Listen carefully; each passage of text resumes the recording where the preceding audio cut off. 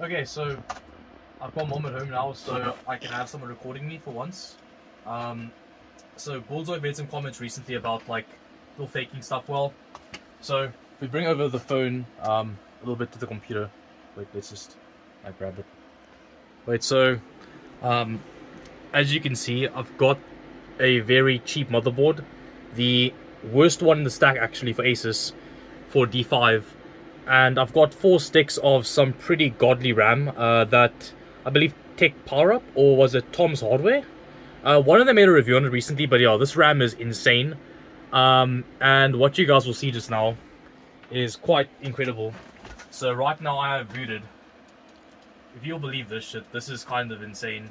Now I don't know if it's stable. We'll obviously try Karu, but if we can check closely, that's 6400, 3939. 4x16. That is 64 gigs of RAM running at some. I mean, look, you can check in hobby. I mean, there's no faking this. These are four different readouts for DIMMs, so these are legit the readouts. And let me just get rid of these. This is so cool. I honestly like. So there's a problem with this board where the RGB isn't working on the one header. We consider RMAing it, but I might just not do that, because if you guys know what DDR5 is like, you know that motherboard binning is actually a thing. So, yeah, it's quite something. Let me just monitoring hide this. Okay, so yeah, well, what's the point? Wait, so I'm gonna try and run Karu now. I can't use a RAM cooler right now because this board actually doesn't, the way it's kind of built, like it kind of obstructs RAM coolers. But I'm going to try to run Karu. So SA right now is quite high because obviously like 4 DIMMs, I just jacked it up. I don't know if this is why people are having issues with 4 DIMMs, but like I jacked up SA because it would make sense.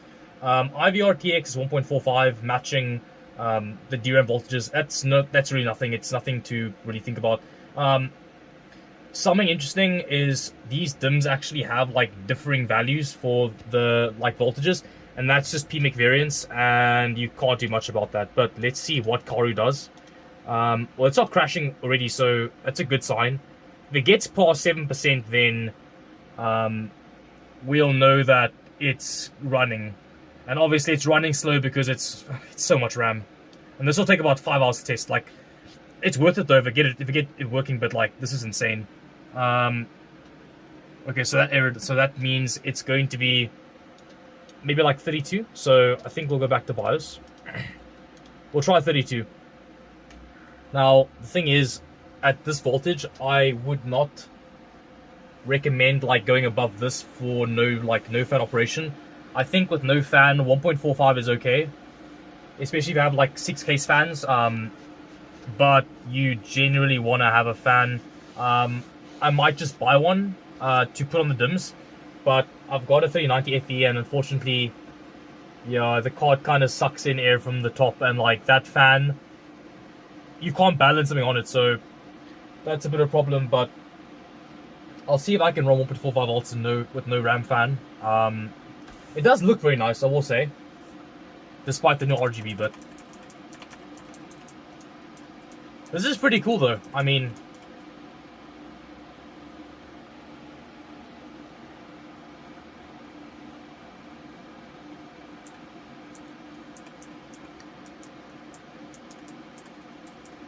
now if I mix the sticks around, it might make a difference. I'm not entirely sure. 2 of the sticks are sequential, other 2 aren't. But I tried to match the channels with the kits. I'm using the better kit in A1V1 and the worst kit in A2V2, and it's actually working really well. So let's see if I can try and get this to start running. We'll try 32. Maybe try 40/40. And primaries aren't really that important, so it's not a big deal. Let's try and add some secondaries too, because that would make sense. Tertiaries maybe. So here's the thing.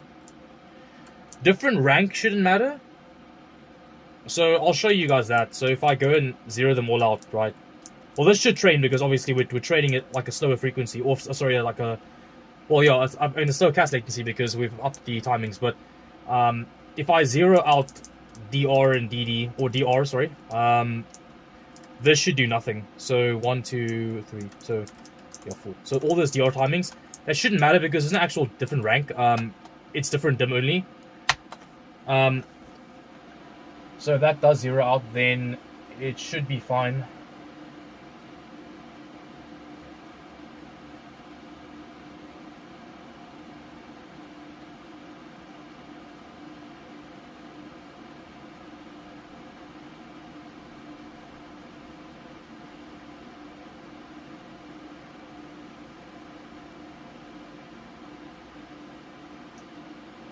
I wonder if you can extend RGB with a cable. That would help.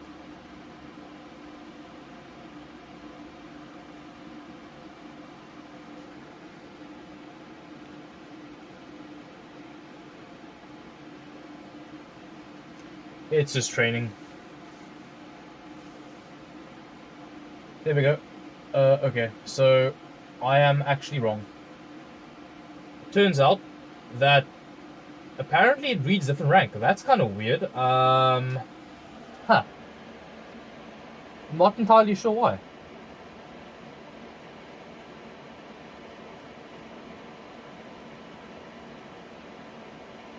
Don't try and train that, it's fine. So I've noticed that someone else that had a setup like this, or had like 4 DIMMs, they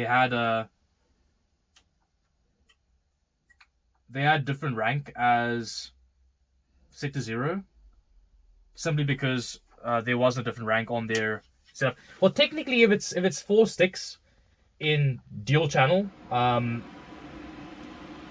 you don't have 2 ranks because, like, well, technically you do, but not really. Different DIM should matter, but not DR. But okay, I guess we have to keep them level with different DIM, I suppose.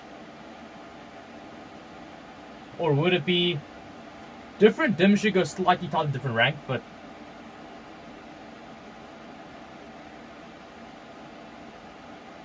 yeah, this kind of sucks that I'm pioneering this because there aren't many videos on 4x16 setups. So I'm not entirely sure what to set different rank and different DIM to, but I'll set them like a little bit lower then, just to be safe. But I do want to tighten them up.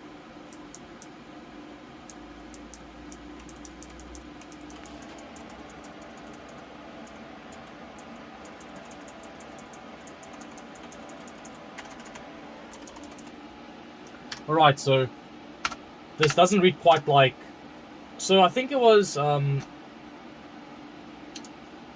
I forgot his name, but this dude on OCN that, like, when I checked his setup, it kind of considered the different rank timing as like kind of void on 4x16, simply because there's no, like, you aren't using like dual rank sticks. They're just like, but different DIM made sense. But okay, whatever. So we're back on auto. We're just gonna do because obviously we know error, so I'm gonna train this first. So let's see if 39 works anyway. Just try and train 39. So it's 6400, it's fine. 1.45, it's 1.45. Yeah, like I said, I can't do more than 1.45, so yeah, that's about it. That's all we're gonna do, and start it up. This should train real quick, and then we'll start tightening the secondaries and tertiaries and see if it runs. If 32 does not run, I can try 34. Honestly, again, like I said, timings don't matter that much. Frequency matters more, and not just timings, but more so cache. Like, cache doesn't matter that much. Like, rather, like TRC and TRP, probably the 2 most important timings for performance in terms of like bandwidth and stuff. But then TREFI and like TRFC are also extremely important. The 2 I made a video on. In fact, yeah, TRFE, I mean, like, they're extremely important. And then I think like some tertiaries as well are quite important. But to be honest, I tested, and going from no tertiaries tune to all tune, I did not see much of a uptick in performance in Geekbench 3. It was a very modest performance uplift, to be honest. Interesting. It actually failed training. I wonder if it isn't... So I wonder if it wasn't the... Yeah, so I might be right. Different rank doesn't matter. I think it's more the cache latency has to be lower. That's quite weird. So it wants lower cache latency. Tell me when. Okay. So, as you can see, there's something testing. I just wanted to have the video turn on as it's finished testing because obviously it would have looked dumb if it failed. Yeah, no one likes to watch tests either, but I'm just showing you guys the last 3 runs of this. And as you can see, the date, like, it's in the corner. Well, I'll show you in a video just now what the date is anyway, but like, it's the 23rd right now at about 8 o'clock more or less in the evening. And you'll see a result from, let's say, maybe like 4 AM.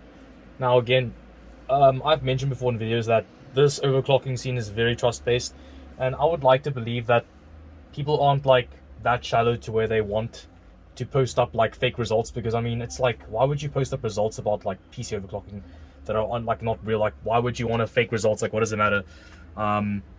It's not like it even really affects anything. You're not going to get any prizes or any money for having like a good overclock, and if you can't validate it, then it's not going to win on like the Intel Open tournament that they're hosting a holiday bot, or like any sort of, like, there's nothing you can win money or prize wise that isn't like that doesn't have any like validation involved. So like going online and posting up fake overclocks just doesn't really make a lot of sense in my opinion, and I find it very strange. But okay, so this was 50 loops of burn test. 1.175 volts was the load voltage. You could see, well, in the video when it's running, you could see inside.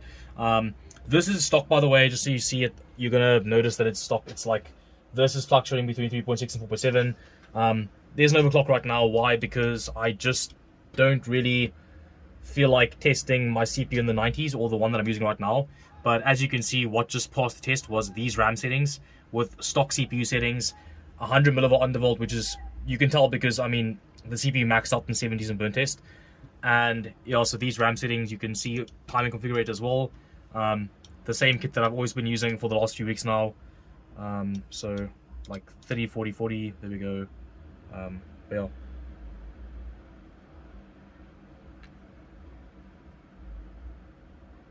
Just gonna open up. Open. Wait. Just give it a second.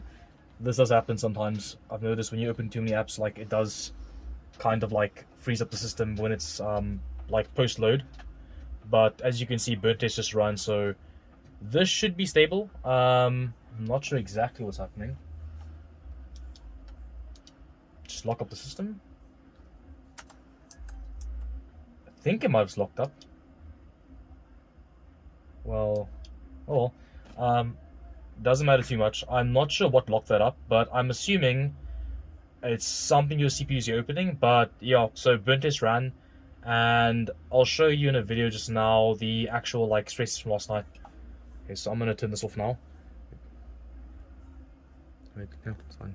And we are back, and now we are OC'd. As you can see, some nice warm temps. Hate to see that, but it is what it is. And last run of burn test should be coming in now.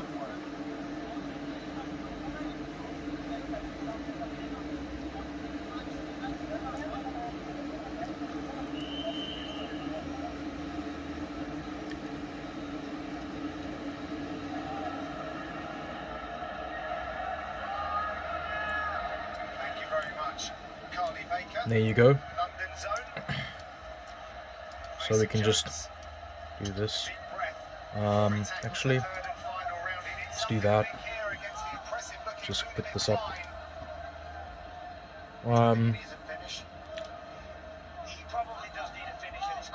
So, yep.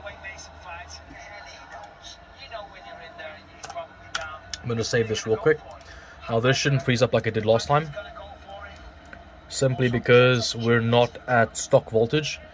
Unfortunately, ASUS does have these weird issues where apparently sometimes at idle you're gonna have like weird crashes. But we'll list this, we'll just call it whatever. So yeah, 50 runs of burn test. This was 1.375 volts, as you can see. Ignore this BCLK because this is completely wrong. I don't know why it says that. It's 100. I mean, it'd be cool if it was higher, but whatever. Anything here? Nothing really. Just input volts 1.9. You know, you can see the ratios, but RAM settings are quite interesting. So these that I had, and I'll take a video now with screen capture on the computer and actually just show the actual like stress test stuff. Hey guys, so I apologize, but it seems like there's some issue with ASUS motherboards and my audio drivers. I don't know. Changed boards and I still sound very weird. Taichi sounded way better. I don't know. But regardless, that's not what I want to talk about today. So, as you know, the previous two clips you saw were me attempting some overclocking. So what was I doing? I ended up downgrading my Apex to a different board with a lot less features, but you know, fairly capable board that I owned initially in DDR5's launch. It's the one that I went from to the that I upgraded from to the Taichi. The Taichi itself, I didn't have Hynix at the time, so I couldn't really determine how good it was. But I didn't really understand the possibilities you could, you know, have with a 4-DIMM board. All of a sudden, over the last few months, a few guys have been posting results from this board and the Extreme and a few other boards with really insane, OCs, and I didn't expect to get anything out of this board, but I kind of thought, like, you know, the Apex I tested, I kind of found the limits. Kind of had my chance to see what this whole discussion was about, and I was very surprised that with this chip that my friend, or my one friend traded to another person I know, and that person was the one that gave me this chip and the RAM kit and this motherboard now for my Apex, and I gave him the Apex and his old chip back because I had a KF that he gave me. So basically we just traded back chips, and well, I traded him his chip back and he gave me my friend's chip, and then I took his board and the RAM kit, like the Strix F, and then I gave him the Apex. So that was the trade, and you know, I thought I could maybe get like 6200 stable on this board again, just like maybe even 6400. Just because like it's like 2T, and you know, it's about like as fast as what you could do on the Apex, but I ended up kinda, I really don't know how to explain this. So I genuinely don't know how this is possible, but like yesterday I was fooling around. So after the 4-DIMM thing, I was like, you know what? Let's just see what the board could do with 2 DIMMs, because 4 DIMMs, in all honesty, it takes way too long to test. Like, it's not. The problem with 4 DIMMs is not that it's like really hard to get stable. I mean, I'm sure I get something stable, but it's just that the actual process of testing 4 DIMMs with regards to a memory stress test is like, dude, if this runs for an hour and a half, right, more or less, or hour and 40 minutes, 4 DIMMs will run for 2 hours and 80 minutes. Like, that's insane. That's over 3 hours, right? Like 2 hours and 80 minutes is like what? Like 3 hours and 20 minutes or what? Yo, that's insane. That's crazy. That's absolutely crazy. It's not well, this is 1 hour 40, so let's say 100 minutes. So exactly. 200 minutes. 200 minutes to stress test like 4 DIMMs. That's, dude. If you error like at dude, imagine you error at like an hour and a half in or something, like, or 2 hours in, like, it just takes way too much time. Look, like, overclocking needs to be realistic, and I'm at the point where I'm saying, like, if you want to run 64 gigs of RAM on DDR5, in fact, you know what, if you want to run 64 gigs in general, like, just run XMP, because if you can get an XMP that's going to be reliable, you're better off, because actually stress testing is going to take way too long. It's like, if you error, it'll error, like, long in, like really long in. It's gonna be really, really unpleasant to overclock. So I kind of was like, you know what? Let me just try and fiddle around with two DIMMs, and let's see. Maybe I'll sell the other kit, right? So I mean, funny enough, yeah, I got the exact same kit I had in the trade. So it's like I have 2 kits of this now. I have 2 of these A-Data caster kits. The one I owned originally seems to be better, so I'm actually gonna list this kit as like the better kit if someone wants to buy it for like a bit more than my old one. But this kit, yeah, look, I mean, it's doing 6600 C30 at 1.5 volts on a 4 dimmer. SA is 1.25. I don't think it matters that much. I set this to 1.275. Seemed to run well and train best at that value. This is BIOS 1601, the latest one. But as you know, with ASUS boards, well, if you don't know, it's ASUS boards. The BIOS doesn't really matter. It's more so the board itself. Every board is different, and if you get lucky, you get something like this, which is quite remarkable in my opinion. I honestly cannot explain it. I ran a CPU OC. The 83 chip with worst peak cores actually runs the exact same clock speeds, 5.4.0, 4.2, the same voltage, 1.375 volts, same LLC5. Funny enough, this board's VRM is behaving exactly like the Apex VRM, which is very weird because the first Strix I had actually had a really buggy VRM. I don't know. Maybe it was the BIOS, I have no idea. I've noticed that my Apex also had a really good VRM compared to like some people on OCN. Some guys on OCN had a weird VRM bug with Apex where like you'd have to like underclock the VRM or whatever. Very weird stuff. But yeah, so these ASUS boards have very, very weird behavior. It's board-to-board variance. It's very strange. But yeah, so this was, I mean, it's like, I mean, and then if I show you, if I show you the Geekbench results, you're gonna see that I am like, this is pretty much like better than what I was running before. So if you come down to memory, the memory score, 13300 versus like if you look at 6133 C28. This was the reboot. This was the best reboot stable OC I got on Apex. Like this was totally maxed out, and this is like 13,000 flat. So this board does have better memory performance at reasonable voltages. I don't know that you can get 6 working. I think it probably can't. If I go to my unstable progress folder, you'll see I did try, and I got the 65% and then it failed, and then I went to 100%, failed. I might give it a shot trying. No, you know what? To be dead honest, I don't think I'm gonna try to get the stable. You know, I have a rough idea of what needs to be run, but I just don't really care anymore. Yeah, I just don't think it's worth effort, and I don't know that this would be reboot stable because 6800 is something that you only really get reboot stable on like the Unify X, and even then, some people's Unify X's get unstable randomly. Even like the Yoris Tachyon and the Dark, they do 6800 pretty easily. Some Apexes do it. Some formulas like some formulas and extremes run it. I mean, it's very hard to say. Yeah, like this is just very, very strange. I don't know. I don't know how this is working. I honestly don't think this should be working. This should not be working at all. Like this is very weird. As